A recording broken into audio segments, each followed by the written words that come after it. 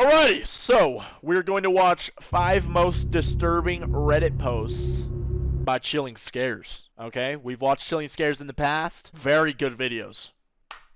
Very good videos. I freaking love them. We're about to watch another one. Sit back, relax, get your popcorn, and let's watch it. In November of 2013, a Reddit account that's since been deleted made a post on the Let's Not Meet subreddit. r/Let's Not Meet is a subreddit where people share actual true scary encounters they've experienced. The poster explains how he had just found the subreddit and wanted to post an experience of his own. He lived in Brisbane, Australia at the time. He recalls how his dad had just purchased Foxtel, which was cable TV in Australia. Oh, I thought he Only meant an the TV actual in the lounge room Foxtel. could use the cable box, but the poster really wanted to use it in his room downstairs. He didn't want to buy a second cable box, so he instead opted to buy an AV transmitter, a much cheaper option. I don't know what that An is. AV transmitter was basically a two-part piece of hardware. Okay. One piece would connect to the cable box upstairs in the lounge room, and the other would connect to the TV back downstairs. Man, I got Google Fiber, bruh. Let's go, chat. I got Google Fiber. Whew! Oh yeah, the gaming video. Whew! 19 seconds, bro. I kid you not. Takes 19 seconds. It would then transmit a wireless signal. Make it louder. This would allow him to receive a video signal to his TV downstairs. The first image in the post shows the TV in the room on the dresser. The poster goes on to explain how he and his sister were the only ones home when he decided he wanted to try and set it up. He connected the AV transmitter to the cable box upstairs and to his TV downstairs, but it wasn't working. He tried changing the channel, switching around the cables, nothing was working. That's when he remembered that the cable box upstairs wasn't even plugged in, so obviously it wasn't going to work. But the screen then started fuzzing in. After a while, a bedroom could be seen on the TV. Oh, no. Immediately, he pulled out his phone and took a picture. No. At first, he thought it was his bedroom, so he ran out. He went upstairs to tell his sister. They later went back down. The TV was still getting a signal, but they had no idea how. The AV receiver So it wasn't plugged in. was somehow receiving a live feed. What? They were able to confirm that it wasn't the poster's bedroom, or any bedroom in the house. They waited until their parents got home, and when they did, they told them about it. All of them went down to the TV. This time, there was a man in the bedroom. Oh, no. Was he Poster took chilling? another picture. Chilling on the bed? He then explained how his dad recognized the man as one of their neighbors. Somehow the AV transmitter was receiving their neighbor's camera feed. Yo, that's creepy. This went on for a week, and they started feeling kind of weird having access to this. Wait, The what? poster went on to explain how their neighbors had been having Wait, why would they keep on having access to it? I'd be like, dang, that's kind of weird. That's like, let's take that TV elsewhere. Bros were just like letting it play. Oh, I can still see in my neighbor's bedroom. Oh, that's kind of weird. And then they went and ate some cereal or something. renovations done to their house. Workers would be at the place pretty much all day. They again tried turning on the TV to fix the signal. It was still showing their neighbor's bedroom, but this time they saw their neighbor's plumber. Eventually he went right up to the camera and looked directly down the lens. He started messing with it before putting it back. Oh, the plumber's spying. The poster's dad told their neighbor about the camera, but they had no idea what he was talking about. He convinced them to let him go up to the room to try and find the camera. Hidden in the wall, he did find it. They immediately called the police. The poster didn't hear anything more for the next week, but they eventually asked their neighbors whatever came of the situation. Apparently, the police camped out by the house each night and found that one car in particular would always park right next to it at the same time. Oh. A man inside would pull up his laptop, but not get out of the car. He would drive off before the sun came up. They caught him? The man was discovered to be the plumber, the man who planted the camera. Oh, nah. That's where the post ends. In a reply comment, just the ends poster like that? confirmed the man was arrested. Oh, okay, He word. doesn't mention what he all got charged with. Dang, that's creepy. You really can't trust no one, bruh. This post was a reply comment in an Ask Reddit thread. Nah. The original question read, "What is the creepiest thing that has ever actually happened to you?" One of the top comments is a guy who recalls a set of disturbing experiences he had throughout his life. He says they're 100% true, and even shares a video he took as supporting evidence. That's a lot of words. Oh, there's a video? He starts by sharing an experience he had when he was 8 years old. It was 11 p.m., and he was walking his dog with his mom out in his neighborhood, which was in Lansing, Michigan. He said it was quiet that night, but all of a sudden he could hear this whistling sound coming from a nearby swamp. Was it Skinwalker? His mom heard it too. He said at first it sounded like a bird, but the whistle had a more human-like tone and wasn't really consistent, making him think it was a person. What? He remembers his mom looking very concerned and immediately changing directions back towards the house. Yeah, no. That was the first experience. The second happened 2 years later. He was again taking his dog for a walk out late at night, but this time alone. He heard the whistling again, and immediately remembered how he felt the first time he heard it 2 years ago. No shot he gets it on Sprinted camera, back right? to the house. Nothing would happen for years after that. I wanted to hear the He was whistle. now 24 and had moved away from Michigan to South Dakota.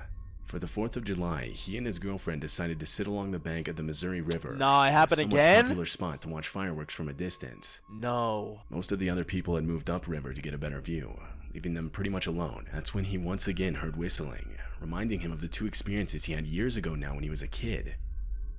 This time, he pulled out his phone and started recording. It picked up the whistling. Bet. He attached the Show recording me. to his reply comment. Show me.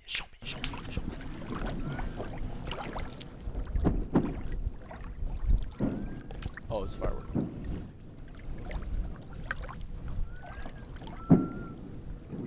That sound close.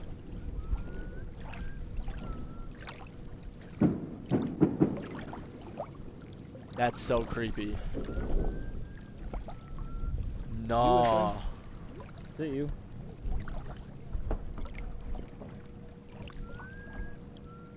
He questions his girlfriend, hoping that this time it was just her. But it wasn't her.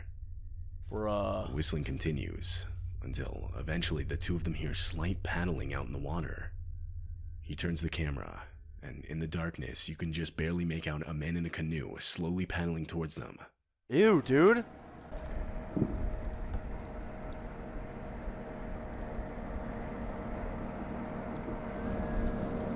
Ew, that's even creepier that this is on Reddit. That's where the video ends. That's so He did random. say that when the man got close enough to the shore, he stood up and yelled out, "Who are you?"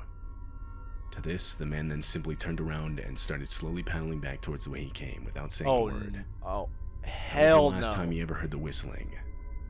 He still Bro. doesn't know what to make of it. That's even creepier because there was fireworks popping off, ain't nobody hearing no screams. That's creepy. To think somebody would have stalked him all those years from Michigan to South Dakota doesn't exactly seem the most likely, but it's still possible. South Dakota moment? He basically ends the reply comment with many unanswered questions. Like, who was the guy in the canoe? And was it the same guy he heard whistling when he was a kid? What does the guy want from him?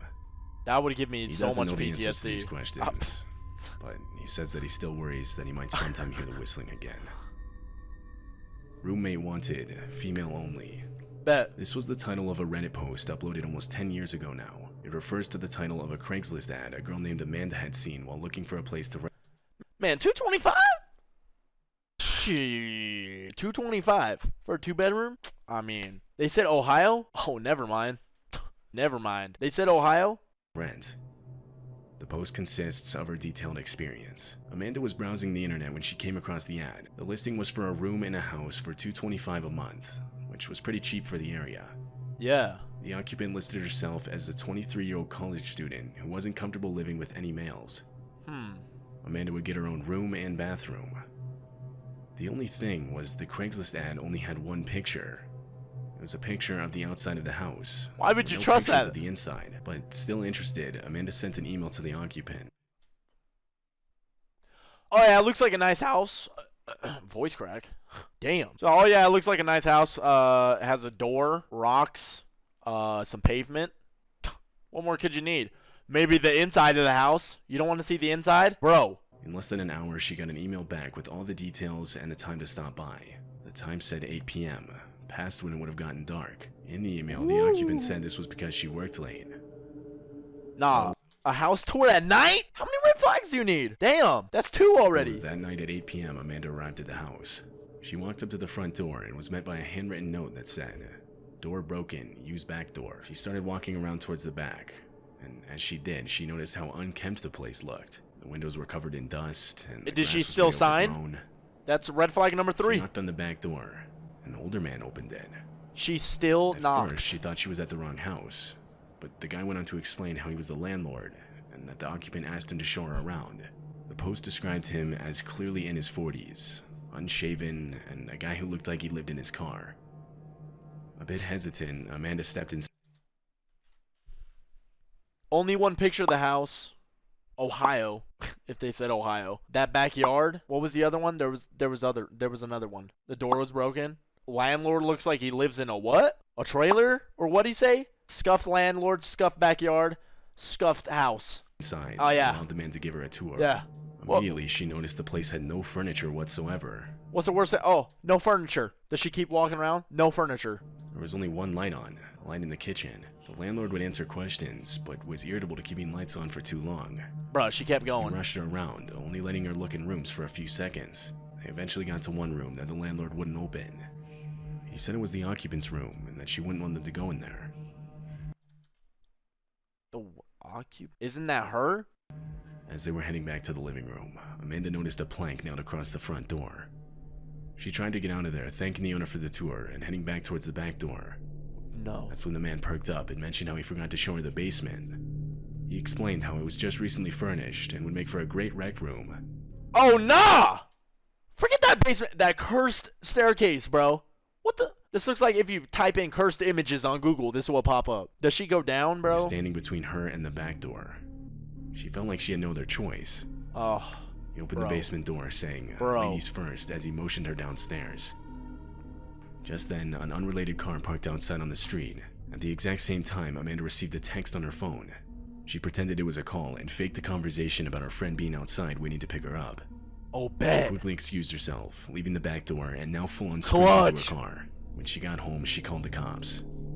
She tried going back to the Craigslist ad, but it was deleted. Did you say the address? The house had been foreclosed over 6 months earlier. The property was completely abandoned. There was never any real occupant or any real room to rent. The room the man didn't want to show her on the tour turned out to be the room he lived in. But the worst part was the basement. No, what was in Police there? found a piece of fishing line at shin level strewn across the stairs about halfway down. There was no furniture down there as the man had said. There was nothing but a pile of old blankets, a broom handle wrapped in leather belts, and a small box with rolls of duct tape. Oh my god. The never mentioned if the man was caught or not. That was so clutch of her to act like her friend was outside, dude. In 2014, Bro. Jenny, a single mother, would make a post on Reddit titled "Experience Using Sleep as Android App." Sleep as Android is an app that's supposed to help you improve your sleeping habits.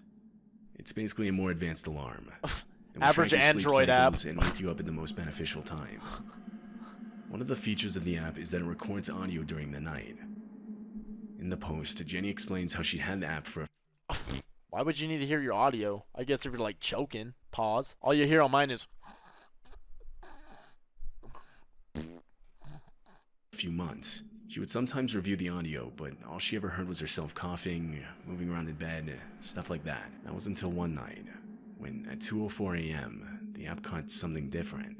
Jenny was going through the recordings to delete them when she found it.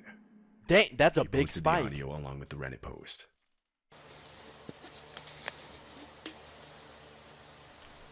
What are you doing?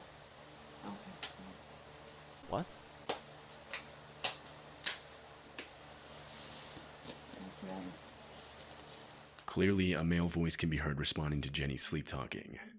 She says, No. "What are you doing?" To which another voice quickly replies, "Nothing." Some For clicking real? sounds then start up before the voice speaks again. Although it's not clear what's said this time. Bro. The only two people in the room that night were Jenny and her 3-year-old. But the voice that's talking What's up, mama? Is the 3-year-old? Bro's just trolling. What is he, boss baby? sounds much deeper, something that neither Jenny or her 3-year-old could have replicated. One Redditor took it so far as to test this. In a post titled, "The voice in the famous sleep app recording is not the woman talking to herself. He gives proof to prove his point." Bro grew He up. basically goes into detail about how the human voice works, and that the pitch of the voice in the audio clip couldn't have been replicated by the woman. Huh. Her voice was just too high. Did it happen He again? reached out to her and got further samples of her voice to confirm this. This led many to believe that she was the victim of a home invasion, and that someone was in the process of searching her bedroom for things to steal. But No to this day, way. we still don't know. The man in the audio clip was never identified.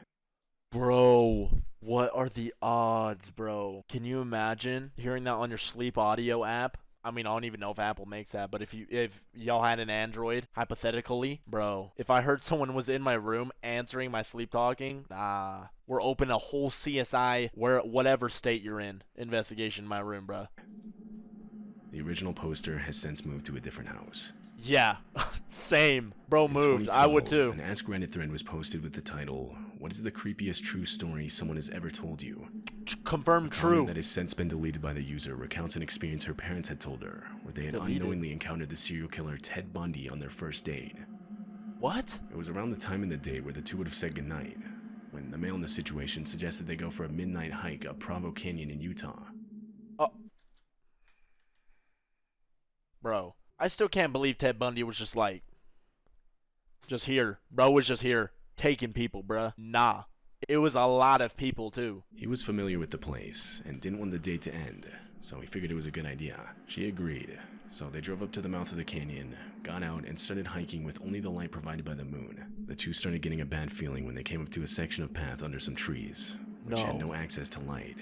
The path was almost pitch black, but they continued on. As they kept walking, the man felt his foot hit something soft directly in the middle of the path. It was too dark to see anything. Instead of inspecting it, the both of them agreed to turn around and run back to the car. Oh.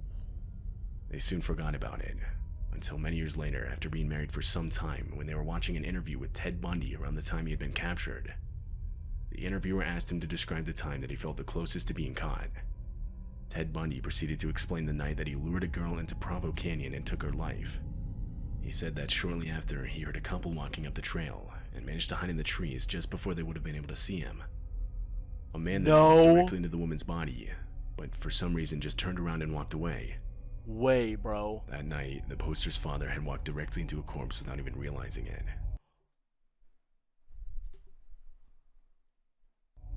The serial killer Ted Bundy was only feet away from him, and he had no idea. That was where the reply comment ended. Yo! Nah! No way. No, absolutely not. Bro. Imagine. That's scary. Damn. Everyone say bye, YouTube? Dang, that was crazy, bruh. If you guys did enjoy the video, slap that like button and ask for me. Comment something funny. Until next time, peace out, baby. Find you, homie. I mean, you're too good at this. Are you cheating? Ah! Okay. Okay, I get it. Alright. That's gonna be a wrap. If you guys did enjoy the video, slap. I stuttered.